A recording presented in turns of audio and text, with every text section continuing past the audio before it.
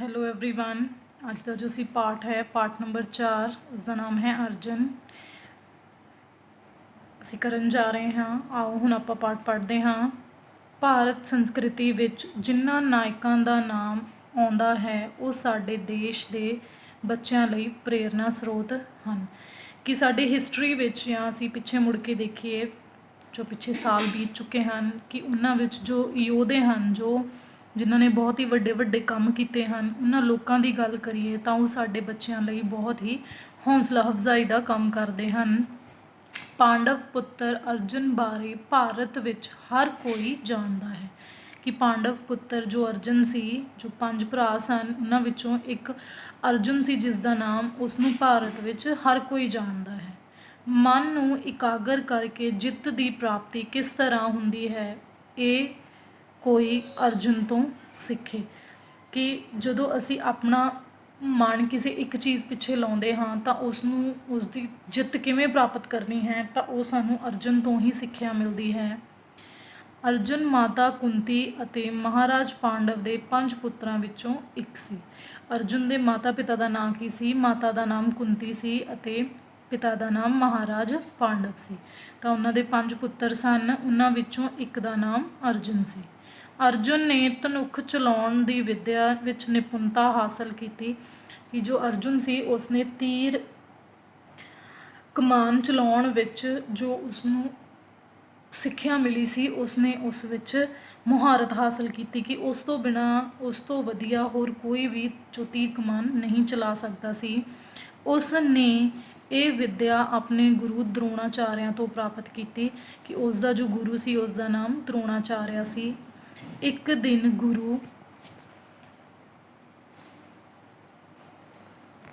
ਦਰੋਣਾਚਾਰਿਆ ਨੇ ਆਪਣੇ ਚੇਲਿਆਂ ਦੀ ਪ੍ਰੀਖਿਆ ਲੈਣ ਬਾਰੇ ਸੋਚਿਆ। ਉਹਨਾਂ ਨੇ ਇੱਕ ਲੱਕੜ ਦੀ ਚਿੜੀ ਬਣਾ ਕੇ ਦਰਖਤ 'ਤੇ ਟੰਗੀ।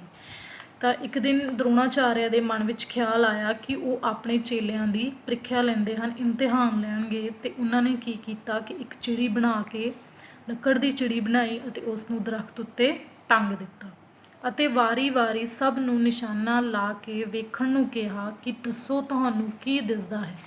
ਫਿਰ ਉਹਨਾਂ ਨੇ ਇੱਕ ਇੱਕ ਆਪਣਾ ਜੋ ਚੇਲਾ ਸੀ, ਜਿਨ੍ਹਾਂ ਨੂੰ ਉਹ ਧਨੁੱਖਬਾਜ਼ੀ ਸਿਖਾ ਰਹੇ ਸਨ, ਤਾਂ ਉਹਨਾਂ ਨੂੰ ਕਿਹਾ ਕਿ ਤੁਸੀਂ ਵਾਰੀ-ਵਾਰੀ ਆ ਕੇ ਨਿਸ਼ਾਨਾ ਲਗਾਓ ਅਤੇ ਦੱਸੋ ਤੁਹਾਨੂੰ ਕੀ ਦਿਖਦਾ ਹੈ। ਸਾਰਿਆਂ ਨੇ ਆਪਣੇ ਆਪਣੇ ਨਿਸ਼ਾਨੇ ਮੁਤਾਬਕ ਜਵਾਬ ਦਿੱਤਾ। ਜਿਵੇਂ ਜਿਵੇਂ ਸਾਰਿਆਂ ਨੇ ਨਿਸ਼ਾਨੇ ਲਾਏ ਉਵੇਂ ਉਵੇਂ ਸਭ ਨੇ ਆਪਣਾ ਆਪਣਾ ਜਵਾਬ ਦਿੱਤਾ। ਪਰ ਜਦੋਂ ਅਰਜੁਨ ਦੀ ਵਾਰੀ ਆਈ ਤਾਂ ਉਸਨੇ ਕਿਹਾ, ਗੁਰੂ ਜੀ, ਨਿਸ਼ਾਨਾ ਲਾਉਣ ਲਈ ਮੈਨੂੰ ਸਿਰਫ ਚਿੜੀ ਦੀ ਅੱਖ ਹੀ ਨਜ਼ਰ ਆਉਂਦੀ ਹੈ। ਕਿ ਜੇਕਰ ਮੈਂ ਨਿਸ਼ਾਨਾ ਲਗਾਊਂਗਾ ਤਾਂ ਮੈਂ ਚਿੜੀ ਦੀ ਅੱਖ 'ਤੇ ਹੀ ਨਿਸ਼ਾਨਾ ਲਾਊਂ ਅਤੇ ਮੈਨੂੰ ਸਿਰਫ ਉਸਦੀ ਅੱਖ ਹੀ ਨਜ਼ਰ ਆ ਰਹੀ ਹੈ। ਗੁਰੂ ਦਰੋਣਾਚਾਰਿਆ ਬਹੁਤ ਖੁਸ਼ ਹੋਏ। ਇਹ ਗੱਲ ਸੁਣ ਕੇ ਅਰਜੁਨ ਦੀ ਗੁਰੂ ਦਰੋਣਾਚਾਰਿਆ ਬਹੁਤ ਹੀ ਜ਼ਿਆਦਾ ਖੁਸ਼ ਹੋਏ। ਉਹਨਾਂ ਨੇ ਕਿਹਾ ਕਿ ਅਰਜੁਨ ਦੁਨੀਆ ਵਿੱਚ ਸਭ ਤੋਂ ਉੱਤਮ ਅਤੇ ਸ਼੍ਰੇਸ਼ਠ ਧਨੁੱਖਧਾਰੀ ਬਣੇਗਾ। ਅਤੇ ਉਹਨਾਂ ਨੇ ਇਹ ਵੀ ਕਿਹਾ ਕਿ ਅਰਜੁਨ ਤੋਂ ਵਧੀਆ ਇਸ ਦੁਨੀਆ ਵਿੱਚ ਹੋਰ ਕੋਈ ਧਨੁੱਖਧਾਰੀ ਨਹੀਂ ਹੋ ਸਕਦਾ ਕਿ ਜਿਸ ਨੂੰ ਤੀਰ ਕਮਾਨ ਚਲਾਉਣਾ ਆਉਂਦਾ ਹੋਵੇ। ਕੋਈ ਅਰਜੁਨ ਤੋਂ ਵੱਧ ਵਧੀਆ ਨਹੀਂ ਹੋ ਸਕਦਾ। ਇਸ ਤਰ੍ਹਾਂ ਜਦ ਰਾਜਾ ਦ੍ਰੌਪਦ ਨੇ ਆਪਣੀ ਪੁੱਤਰੀ ਦ੍ਰੌਪਦੀ ਦਾ ਸਵੰਬਰ ਰਚਾਇਆ ਤਾਂ ਉਸਨੇ ਸ਼ਰਤ ਰੱਖੀ ਸੀ। ਫਿਰ ਗੱਲ ਕਰਦੇ ਹਾਂ ਕਿ ਇੱਕ ਰਾਜਾ ਦ੍ਰੌਪਦ ਸੀ, ਉਹ ਆਪਣੀ ਪੁੱਤਰੀ ਦ੍ਰੌਪਦੀ ਦਾ ਵਿਆਹ ਕਰਾਉਣਾ ਚਾਹੁੰਦਾ ਸੀ। ਜਦਕਿ ਉਸਨੇ ਵਿਆਹ ਲਈ ਇੱਕ ਸ਼ਰਤ ਰੱਖੀ। ਉਹ ਸ਼ਰਤ ਕੀ ਸੀ ਕਿ ਜੋ ਉੱਪਰ ਚੱਕਰ ਵਿੱਚ ਰੱਖੀ ਮੱਛੀ ਦਾ ਅਕਸ ਹੇਠਾਂ ਰੱਖੇ ਤੇਲ ਵਿੱਚ ਵੇਖ ਕੇ ਨਿਸ਼ਾਨਾ ਬੰਨ੍ਹ ਕੇ ਮੱਛੀ 'ਤੇ ਨਿਸ਼ਾਨਾ ਲਾਏਗਾ, ਉਸ ਨਾਲ ਹੀ ਉਸਦੀ ਪੁੱਤਰੀ ਦਾ ਵਿਆਹ ਹੋਵੇਗਾ। ਕਿ ਜੋ ਵੀ ਇੱਥੇ ਹੈ, ਜੋ ਉਹ ਮੱਛੀ ਦਾ ਜੋ ਅਕਸ ਹੈ ਉਸਦਾ ਪਰਛਾਵਾਂ ਤੇਲ ਵਿੱਚ ਦੇਖ ਕੇ ਉੱਪਰ ਟੰਗੀ ਹੋਈ ਮੱਛੀ ਦੀ ਅੱਖ ਵਿੱਚ ਨਿਸ਼ਾਨਾ ਲਾਵੇ। ਤਾਂ ਜੋ ਦ੍ਰੌਪਦ ਸੀ, ਰਾਜਾ ਦ੍ਰੌਪਦ ਸੀ, ਉਹ ਆਪਣੀ ਪੁੱਤਰੀ ਦ੍ਰੌਪਦੀ ਦਾ ਵਿਆਹ ਉਸ ਇਨਸਾਨ ਨਾਲ ਹੀ ਕਰੇਗਾ ਜੋ ਮੱਛੀ ਦੀ ਅੱਖ ਵਿੱਚ ਸਿੱਧਾ ਨਿਸ਼ਾਨਾ ਲਗਾਵੇਗਾ। ਆਓ ਅੱਗੇ ਦੇਖਦੇ ਹਾਂ। ਉਸ ਸਵੰਬਰ ਵਿੱਚ ਅਰਜੁਨ ਸਾਧੂ ਦੇ ਭੇਸ ਵਿੱਚ ਮੌਜੂਦ ਸੀ। ਜਦੋਂ ਇਹ ਸਵੰਬਰ ਹੋ ਰਿਹਾ ਸੀ ਤਾਂ ਉਸ ਸਵੰਬਰ ਵਿੱਚ ਜੋ ਅਰਜੁਨ ਸੀ ਉਹ ਸਾਧੂ ਦੇ ਭੇਸ ਵਿੱਚ ਆਇਆ। ਉਸਨੇ ਤੇਲ ਵਿੱਚ ਵੇਖ ਕੇ ਜਦੋਂ ਮੱਛੀ 'ਤੇ ਨਿਸ਼ਾਨਾ ਵਿੰਨ੍ਹਿਆ ਤਾਂ ਸਾਰੇ ਦੇਖ ਕੇ ਦੰਗ ਰਹਿ ਗਏ। ਕਿ ਜਦੋਂ ਅਰਜੁਨ ਨੇ ਨਿਸ਼ਾਨਾ ਵਿੰਨ੍ਹਿਆ ਅਤੇ ਉਸ ਮੱਛੀ ਦੀ ਅੱਖ ਵਿੱਚ ਨਿਸ਼ਾਨਾ ਲਾ ਦਿੱਤਾ ਉਸਦੇ ਪਰਛਾਵੇਂ ਨੂੰ ਦੇਖ ਕੇ, ਤਾਂ ਸਾਰੇ ਦੇਖ ਕੇ ਹੈਰਾਨ ਰਹਿ ਗਏ। ਜਦੋਂ ਅਰਜੁਨ ਦਾ ਤੀਰ ਮੱਛੀ 'ਤੇ ਜਾ ਕੇ ਲੱਗਿਆ ਤਾਂ ਸਭ ਪਾਸੇ ਉਸ ਦੀ ਜੈ ਜੈਕਾਰ ਹੋਣ ਲੱਗੀ। ਤਾਂ ਇਹ ਸਭ ਦੇਖ ਕੇ ਸਾਰੇ ਪਾਸੇ ਅਰਜੁਨ ਦੀ ਜੈ ਜੈਕਾਰ ਹੋਣ ਲੱਗੀ। ਸਾਰੇ ਉਸ ਦੇ ਤੀਰ ਅੰਦਾਜ਼ੀ ਦੀਆਂ ਗੱਲਾਂ ਕਰਨ ਲੱਗੇ। ਇਸ ਤਰ੍ਹਾਂ ਅਰਜੁਨ ਦੇ ਇਸ ਗੁਣ ਦੀ ਜਾਣਕਾਰੀ ਪ੍ਰਾਪਤ ਕਰਕੇ ਸਾਨੂੰ ਸਮਝ ਲੈਣਾ ਚਾਹੀਦਾ ਹੈ ਕਿ ਇਕਾਗਰਤਾ ਦਾ ਸਾਡੇ ਜੀਵਨ ਵਿੱਚ ਬਹੁਤ ਡੂੰਘਾ ਪ੍ਰਭਾਵ ਪੈਂਦਾ ਹੈ।